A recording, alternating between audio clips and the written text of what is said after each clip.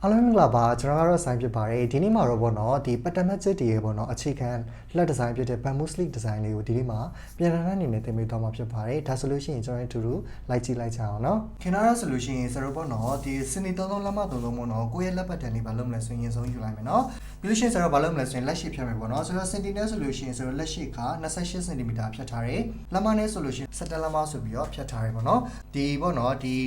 ီထိတ်ကလေးကနေလက်ကရဲ့အထိတ်ကလေးကနေပြီးအောက်ကိုဆရာကဘယ်လောက်ဆင်းလဲဆိုလို့ရှိရင်လက်မနဲ့ဆိုရင်ဘယ်နှလက်မလဲဆိုရင်3လက်မဆင်းမယ်စင်တီနဲ့ဆိုလို့ရှိရင်7.3 စင်တီမီတာဆင်းလိုက်မယ်နော်စင်မီတပတ်မှတ်မယ်ပြီးလို့ရှိရင်အဲ့ဒီအောက်ကနေပြီးတော့ဆရာစင်တီနဲ့ဆိုလို့ရှိရင်7.3 စင်တီလက်မနဲ့ဆိုလို့ရှိရင်ဆရာကဘယ်လောက်လဲဆိုလို့ရှိရင်3လက်မပေါ့နော်အဲ့ဒီအမှတ်ကလေးတွေအောက်ကနေပြီးတော့ဆင်းပြီးမှတ်သွားမယ်စုစုပေါင်းဘယ်နှမှတ်လဲဆိုရင်3မှတ်မှတ်သွားမှာဖြစ်ပါတယ်ပြီးလို့ရှိရင်ဆရာဒီအောက်ဆုံးအမှတ်ကလေးကနေပြီးတော့45ဒီဂရီဆောင်းလိုက်မယ်ဘယ်လိုဆောင်းလိုက်မလဲ45ဒီဂရီအခုလို့လေဆရာဆောင်းလို့လေဆောင်းလိုက်ပြီးတော့ဘာလုပ်လိုက်မလဲဆိုလို့ရှိရင်ဒါလေးကိုဆရာကနေပြီးတော့ညင်ဆောင်းလေးလိုလေးတားလိုက်မယ်ဘယ်လောက်ဒီဂရီဆောင်းလိုက်တော့45ဒီဂရီဆောင်းလိုက်တယ်နော်ပြီးလို့ရှိရင်ဆရာဒီဘက်ကိုလေ45ဒီဂရီဆောင်းပြီးတော့ဘာလုပ်လိုက်မလဲဆိုရင်ဒီလိုလေးပေါ့နော်ညာနဲ့အရင်ဆုံးဒီလိုလေးသွားရဲပြီးဒီမက်ကလေးကဒီမှာလာဆုံးနေပေါ့နော်ပြီးလို့ရှိရင်ဒီအမက်ကိုလေဆရာဘာလုပ်မလဲဆိုရင်ဒီမှာကြည့်မယ်နော်45ဒီဂရီဆောင်းမယ်45ဒီဂရီလေးဆောင်းပြီးတော့ဒီလိုလေးမြင်းလေးလိုလေးလာတင်လိုက်မယ်လို့ရှိရင်ဆိုတော့45ဒီဂရီထပ်ဆောင်းလိုက်မယ်ပေါ့နော်ဒီကကျတော့ဆိုတော့အလယ်မတ်မှာပဲလာဆုံးမယ်အရှိချမ်းကလာတဲ့မြင်းဒီအလယ်မတ်မှာလာဆုံးရမယ်နားလည်မယ်နော်ပြီးလို့ရှိရင်ဆိုတော့ပေါ့နော်ဒီနောက်ဆုံးဥစ္စာတစ်ခုဖြစ်တဲ့ဥစ္စာပေါ့နော်45ဒီဂရီဆောင်းပြီးတော့ဆိုတော့ဘာလုပ်လိုက်မလဲမြင်းလေးတစ်ချောင်းဆွဲမယ်ဘယ်ထိလဲဆိုရင်အရှိမြင်းခုနဆွဲတဲ့အမြင်းထိပြီးလို့ရှိရင်ဒီဘက်ကနေပြီးတော့လေဒီလိုမျိုးလေးပဲ45ဒီဂရီဆောင်းပြီးတော့ဘာလုပ်လိုက်မလဲဆိုရင်အလယ်မြင်းမှာလာလုံးမယ်အရှိချမ်းရတဲ့မက်ကလေးဒီလိုလေးဒါအရင်ဆုံးပေါ့နော်ဒီအရှိဆုံးမြင်းချောင်းဖြစ်တဲ့ဥစ္စာလေးအရင်ဆုံးမလုပ်လိုက်မလဲအခုလိုလေးဆက်ခွဲလို့လေးခွဲလိုက်ပါနော်တစ်ချက်ဒါကိုအဆုံးထိခွဲလိုက်မယ်နည်းနည်းတိတိလေးပဲကျန်တဲ့ထိလေးပေါ့နော်ကြဒါဆိုလို့ရှိရင်ဒီဥစ္စာလေးကိုဆိုတော့ဒီလိုဘော်လေးလာတင်လိုက်မယ်စက်ကူဘော်လေးမလုပ်လိုက်မလဲတင်လိုက်မယ်ပေါ့နော်တင်ပြီးလို့ရှိရင်ဆိုတော့ဒါလေးကိုအရင်ဆုံးတိတ်ကလေးနဲ့ကတ်ထားလိုက်မှာဖြစ်ပါတယ်ပြီးလို့ရှိရင်ဆိုတော့နော်ဒီထိတ်ချွန်းလေးရှိရဟောအဲ့ဒီထိတ်ချွန်းလေးနဲ့ဒီဘက်ကထိတ်ချွန်းလေးနဲ့နှစ်ခုရဲ့အကွာဝေးလေးဒီဘယ်လောက်လဲဆိုလို့ရှိရင်ဆိုတော့စင်တီနဲ့ဆိုလို့ရှိရင်8စင်တီမီတာဟုတ်ပြီနော်လက်မနဲ့ဆိုလို့ရှိရင်ကျွန်တော်ဆိုတော့က3လက်မခွဲယူမယ်ဒါဆိုလို့ရှိရင်ဒါကခွဲကားရဲ့ပမာဏလေးကိုဆက်ပြောသွားတာပါနော်ဟုတ်ပြီနော်ဒီခွဲကားရဲ့ပမာဏဒီစင်တီနဲ့ဆိုရင်8စင်တီမီတာလက်မနဲ့ဆိုလို့ရှိရင်3လက်မနဲ့4စိတ်ဖြစ်ပါတယ်ကျဆက်ဒီခွဲလိုက်တဲ့ဟာလေးနော်ဒီခွဲလိုက်တဲ့ဟာလေးကိုဆိုတော့ကဒီမှာလိုလေးယူလိုက်မယ်ဒီဘက်ကဟာလေးနဲ့ရင်ဆုံးလာထပ်လိုက်မယ်ဒီလိုလေးဆိုတဲ့ဟာလေးလည်းဒီလိုလေးညှိမယ်ညှိပြီးလို့ရှိရင်ဆိုတော့ပေါ့နော်ဒီမှာပိုနေတဲ့စက်ကူလေးတွေဆိုတော့ဘာလုပ်လိုက်မလဲဆိုရင်ကတ်ကြီးလေးနဲ့ကိုက်ချလိုက်မှာဖြစ်ပါတယ်အခုဆရာကိုက်လို့မျိုးလေးပေါ့နော်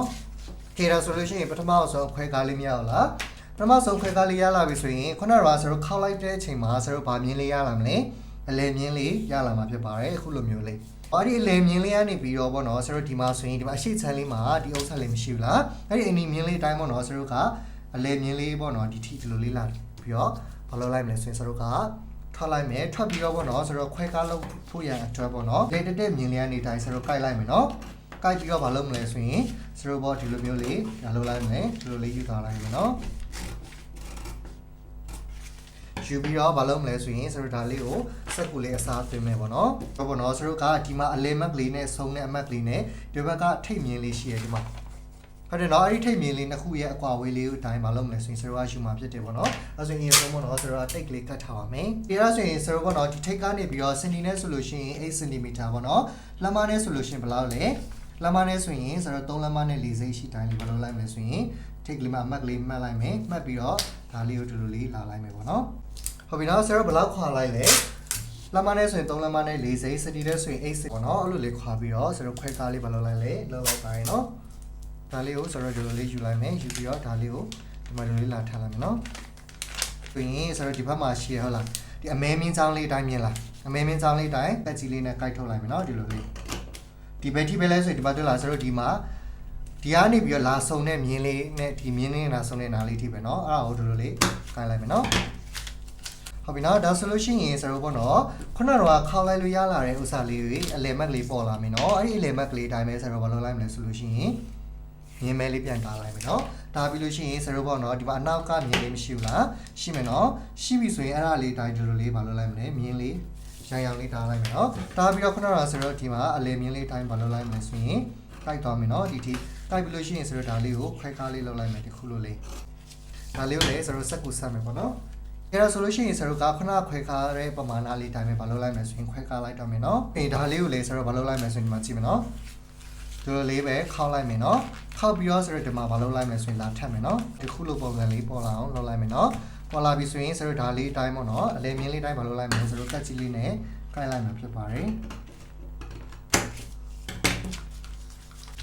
မစင်ဆရာတို့ပေါ့နော်ဒီလိုလေးရလာပြီဖြစ်ပါတယ်ဒီမှာကြည့်လိုက်နော်ဒီလိုလေးတစ်ထပ်ပေါ့နော်ဒီလိုလေးဒီကနေပြီးတော့ဆရာတို့ပေါ့နော်အလဲမြင်းပေါ်လာတဲ့ဟာလေးကိုဆရာတို့မလုပ်မလဲဆိုရင်အလဲမြင်းလေးတစ်ချက်ထပ်ထားလိုက်မယ်နော်အကြောင်းလေးပေါ်လာတဲ့ဥစ္စာလေးတိုင်းပဲဘာလို့လဲမြင်းလေးတားလိုက်မယ်ပြီးလို့ရှိရင်အရှိချမ်းမှရှိတဲ့မြင်းလေးအတိုင်းပေါ့နော်ဆရာတို့ကပီရယ်လေးနဲ့သူ့အရာလေးတိုင်းဘာလို့လိုက်မယ်ဆိုရင်ဒီလိုမျိုးလေးယူလိုက်မယ်နော်ယူပြီးတော့ဆရာတို့ကဘာလို့လိုက်မယ်ဆိုရင်အခုလိုလေးပဲခုနအတိုင်းလေးပဲပေါ့နော်ရမ်းလွယ်တယ်နော်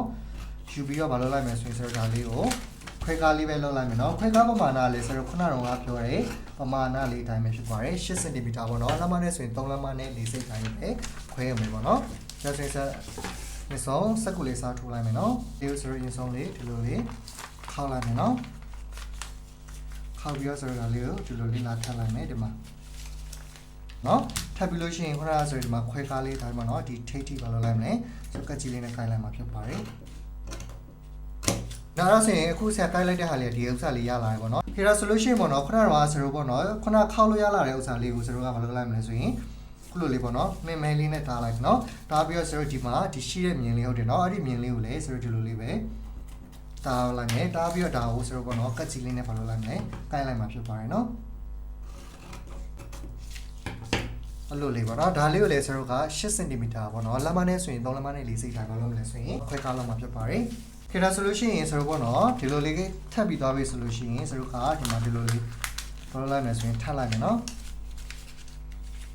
ထပ်ပြီးတော့ဆရာတို့ဘာလုပ်မလဲဆိုရင်ဒီရဲပေါ့နော်ခွဲဆောင်လေးတက်ကြီးလေးနဲ့ညှက်ထုတ်လိုက်မှာဖြစ်ပါတယ်ပြန်လာတော့ဆိုရင်ဆရာတို့ဒီလိုပုံစံလေးရပြီဆိုလို့ရှိရင်ဆရာတို့ပေါ့နော်ခုနကတော့လုတ်ခဲဥစ္စာလေးကိုဆရာတို့ကအလဲတော့ကလေးကနေဘာလုပ်မလဲဆိုရင်တက်တက်လေးပြန်ပြီးတော့မြင်ဆွဲလိုက်မယ်နော်ဆွဲပြီးတော့ဆရာတို့ဒီမြင်လေးရှိတာဟောအဲ့ဒီကနေပြီးတော့ဒီလိုလေးပဲယူလိုက်မယ်အရင်တစ်ခုလေးကိုကြောပေါ့နော်ဆရာတို့ကအရှိကယူခဲ့ဥစ္စာတွေယူခဲ့လို့မျိုးပေါ့နော်ဆရာ8 cm 3လက်မနဲ့4စိတ်မယူတော့ဘူးဒီမှာကြောဘာလို့ပဲယူမလဲဆိုရင်6 cm ပဲယူမယ်ဘယ်လောက်ပဲယူမလဲ6 cm ပဲဘာလို့မလဲဆိုရင်ယူမယ်ပေါ့နော်6 cm လက်မနဲ့ဆိုလို့ရှိရင်ဆရာတို့နှစ်လက်မနဲ့4စိတ်လောက်ပဲပေါ့နော်ခွဲကားလေးယူလိုက်မယ်နော်ပြီးရင်ဆရာတို့ဒါလေးကိုလည်းဘာလို့လိုက်မယ်ဆိုရင်ထပ်လိုက်မယ်နော်ခေဒါဆိုရင်ဆရာတို့လိုချင်နေတယ်ပေါ့နော်ပတမကျလက်အခြေခံဒီဇိုင်းဖြစ်တဲ့ပေါ့နော် bamboo sleeve ဒီဇိုင်းလေးကိုဆက်တင်ပေးသွားတာဖြစ်ပါတယ်ပတန်ပိတ်ဆက်သွားကိုက်ပြမှာဖြစ်ပါတယ်เนาะခေတ္တ solution ရေးဆိုင်ရင်တူလိုက်ကြည့်ပေးပါအောင်เนาะဟုတ်ပြီเนาะဒါ solution ပေါ့เนาะဆရာတို့ကဘေးလေးကိုချုပ်စာလေးတွေခြံလိုက်မယ်ပေါ့เนาะချုပ်စာလေးတွေခြံပြီးဘာလုပ်လိုက်မလဲဆိုရင်ပတ်လက်လေးကိုချုပ်စာလေးခြံပြီးကိုက်လိုက်မှာဖြစ်ပါတယ်เนาะဟုတ်ပြီเนาะဒါ solution ခုနကဆရာတို့မူရင်းပတ်တက်မှာလုပ်ခဲ့တဲ့အတိုင်းလေးဘာလုပ်လိုက်မလဲဆိုရင်ဒီပိတ်ဆက်လေးကိုလာခောက်မှာပေါ့နော်ဘယ်လိုခောက်လိုက်လဲဆိုဒီလိုပုံစံလေးမူရင်းပတ်တက်မှာလို့လေးရှိခဲ့တယ်အဲ့ဒါကိုမှဆရာတို့ကတွဲမူရင်းပတ်တန်ရှိလေးတိုင်းဘာလုပ်လိုက်လဲဆိုရင်အခုလိုလေးခောက်လိုက်တာဖြစ်ပါတယ်နော်ဟုတ်ပြီနော်အဲ့ဒါဆိုခုနလိုခောက်ပြီးသားရင်ဆရာတို့အထဲထဲမှာကျဒီလိုပုံစံလေးဖြစ်နေမှာပေါ့နော်အဲ့ဒါကိုမှပေါ့နော်ဆရာတို့ဒီမှာသူ့ရဲ့ချုပ်ချောင်းလေးအတိုင်းပေါ့နော်ဒီဘေးတိုက်လေးတွေနင်းမယ်ပြီးလို့ရှိရင်ဒါလေးကိုလည်းဒီလိုလေးမှားပြီးတော့ဒီလိုလေးနင်းမှာเนาะတခုပြီးလို့ရှိရင်ဒါလေးကိုဒီလိုမှားပြီးတော့ဒီလိုလေးနင်းမယ်ပြီးလို့ရှိရင်ဒါလေးကိုဒီလိုမှားပြီးတော့ဒီလိုနင်းဒီအောက်ကနေဒီလိုတစ်ခါတည်းပူမနင်းဘူးเนาะအဲ့လိုလေးနင်းပြီးသွားရင်ဒါလေးကိုဒီလိုလေးတစ်ချက်နင်းမယ်ပြီးရှင်ဒါလေးဒီလိုလေးတစ်ချက်နင်းပြီးတော့ဒီမှာဆိုလို့ရှိရင်အောက်ကလေးမှာဒီလိုလေးရှိရเนาะချုပ်ဆက်လေးခြံခဲ့တယ်ဟုတ်တယ်เนาะအဲ့ဒီချုပ်ဆက်လေးအတိုင်းပေါ့เนาะဆရာကဒီမှာအချမ်းချောင်းလေးတစ်စောင်းနင်းလိုက်ရုံပဲเนาะချုပ်ချောင်းလေးတွေပေါ့နော်အခုလိုလေးပါလုပ်လိုက်မယ်ဆိုရင်လိုက်ပြီးတော့ချုပ်လိုက်မယ်ဆိုလို့ရှိရင်ဒီလိုလေးရမယ်ပေါ့နော်ဟုတ်ပြီနော်အဲ့ဒါဆိုလို့ရှိရင်ပေါ့နော်ဆရာတို့ကချုပ်စာတွေပေါ့နော်အခုလိုလေးရှုပ်နေတာဖြစ်တဲ့အတွက်ကြောင့်မို့အတွင်းထဲမှာဆရာတို့ပေါ့နော်ဒီလို lining လေးပါလုပ်မယ်ဆိုလို့ရှိရင်ထည့်ပြီးတော့ချုပ်လို့လေးရရပေါ့နော်အခုလိုလေး